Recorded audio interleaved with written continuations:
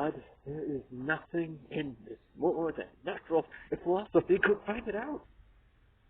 There are the players. Gentlemen, you are welcome to Elsinore. Your hands come then. The appurtenance of welcome, of fashion and ceremony. Let me comply with you in this God. Let my extent to the players, which I tell you must show fairly outwards, should more appear like entertainment than yours. You are welcome. But my uncle, father, and aunt, mother are deceived. In what, my dear lord? I am but mad northwest, when the wind is southerly, and I know a hawk from my hand saw. Well, be with her gentlemen. Mark you, guildenstern, you too. At each ear a hearer, that great baby you see there is not yet out of its swaddling cloud. My lord, I have news to tell you. My lord, I have news to tell you. When Rocius was an actor alone, the actors are come hither, my lord. Buzz. Yes. What? I thought you... No. I think we can say we made some headway. You think so? I think we can say that. I think we can say he made us look ridiculous. We played it close to the chest, of course. Question and answer always are the best ways. He was scoring us all down the line. He caught us on the wrong foot once or twice, perhaps, but I thought we gained some ground. He murdered us. He might have had the edge, 27-3, and you think he might have had the edge? He murdered us. What about our evasions? Oh, our evasions were lovely. Were you sent for? He said, my lord, we were sent for. I didn't know where to put myself. He had 6 rhetoricals. It was question and answer, all right, 27 questions. He got out in 10 minutes and answered 3. I was waiting for you to delve. When is he going to start doubting? I asked myself. And 2 repetitions. Hardly a leading question between us. We got his symptoms, didn't we? Half of what he said meant something else, and the other half didn't mean anything at all. Thwarted ambition, a sense of grievance, that's my diagnosis. 6 rhetorical and 2 repetition, leaving 19, of which we answered 15. And what did we get in return? He's depressed. Denmark's a prison, and he'd rather live in a nutshell. Some shadow play about the nature of ambition, which never got down to cases, and finally 1 direct question which might have led somewhere, and led in fact with illuminating claim to tell a hawk from a handsaw when the wind is southerly and the weather's clear, and when it isn't, he can't. He's at the mercy of the elements. Is that southerly? It doesn't look southerly. What made you think so? I didn't say I think so. It could be northerly for all I know. I wouldn't have thought so. Well, if you're going to be dogmatic. Wait a minute. We came from roughly south according to a rough map. I see. Well, which way did we come in? Roughly. In the morning, the sun will be easterly. I think we can assume that it's morning.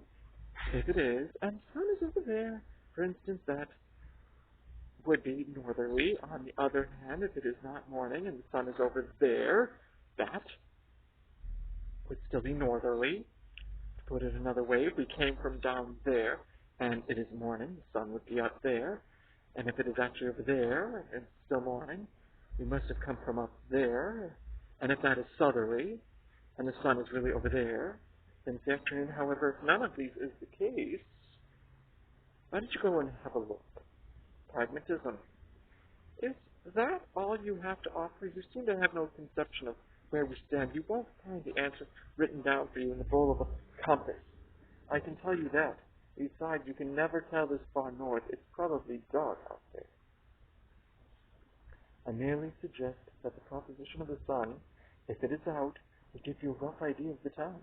Alternatively, the clock, if it is going, will give you a rough idea of the position of the sun. I forget what you're trying to establish. I'm trying to establish the direction of the wind. There isn't any wind. Draft, yes. In that case, the origin, trace it to its source, and it might give us a rough idea of the way we came in, which might give us a rough idea of south for further reference. Coming up through the floor. That can't be south, can it? That's not a direction. Lick your toe and wave it around a bit.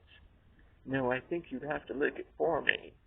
I'm prepared to let the whole matter drop. Or I could lick yours, of course. No, thank you. I'll even wave it around for you. What in God's name is the matter with you? Just being friendly. Somebody might come in. It's what we're counting on after all, ultimately. Perhaps they've all trampled each other to death in the brush. Give them a shout, something provocative. Wheels have been set in motion, and they have their own pace to which we are condemned. Each move is dictated by the previous one. That is the meaning of order. If we start being arbitrary, it'll just be a shambles, at least let us hope so. Because if we just happened to discover or even suspect that our spontaneity was part of the order, we'd know that we were lost. A Chinaman of the Tang Dynasty, and by which definition a philosopher, dreamed he was a butterfly, and from that moment he was never quite sure that he was not a butterfly, dreaming it was a Chinese philosopher. Envy him and his twofold security. Fire. Where? It's all right. I'm demonstrating the misuse of free speech to prove that it exists. Not a move. They should burn to death in their shoes. What was it? What? Heads or tails? Oh, I didn't look. Yes, you did. Oh, did I? Quite right. It rings a bell. What's the last thing you remember? I don't wish to be reminded of it. We cross our bridges when we come to them and burn them behind us, with nothing to show for our progress except a memory of the smell of smoke, a presumption that once our eyes watered. No. Double bluff. Tom says, follow him, friends. We'll hear a play tomorrow. Dost thou hear me, old friend? Can you play the murder of Gonzaga? My lord? Well, tomorrow night you could, for need, study a speech of some dozen or 16 lines, which I would set down and insert in it. Could you not? My lord. Very well, follow that lord, and don't you mock him not. My good friends, I'll leave you till tonight. You are welcome to Elsinore. Good lad, my lord. So you've caught up? Not yet, sir. Now mind your tongue, or we'll have it out and throw the rest of you away like a nightingale at a Roman feast. Took the very words out of my mouth. We'd be lost for words. You'd be tongue-tied, like a mute in a monologue, like a nightingale at a Roman feast. Your diction will go to pieces. Your lines will be cut to dumb shows and dramatic pauses. And never find your tongue, lick your lips, taste your tears or breathes. You won't know the difference. There won't be any. We'll take the very words out of your mouth. So you've caught on. So you've caught up. Not yet. You left us. Ah, I'd forgotten you performed a dramatic spectacle on the thing. Yes, I'm sorry we had to miss it. We can't look each other in the face. You don't understand the humiliation of it, to be tricked out of the single assumption which makes our existence vital, that somebody is watching the plot with two corpses gone before we caught sight of ourselves, just naked, in the middle of nowhere, and pouring ourselves down a bottomless well. Is that 38? There we were, demented children mincing about in clothes that no one ever woke, speaking as no man ever spoke, swearing love in wigs and rhymed couplets, killing each other with wooden swords, hollow protestations of faith, hurled after empty promises of vengeance, every gesture, every pose vanishing into thin, unpopulated air. We ransomed our dignity to the clouds, and the uncomprehending birds listened. Don't you see? We're actors. We're the opposite of people. Think, in your head now. Think of the most private, secret, intimate thing you've ever done secure in the knowledge of its privacy. Are you thinking of it? Well, I saw you do it.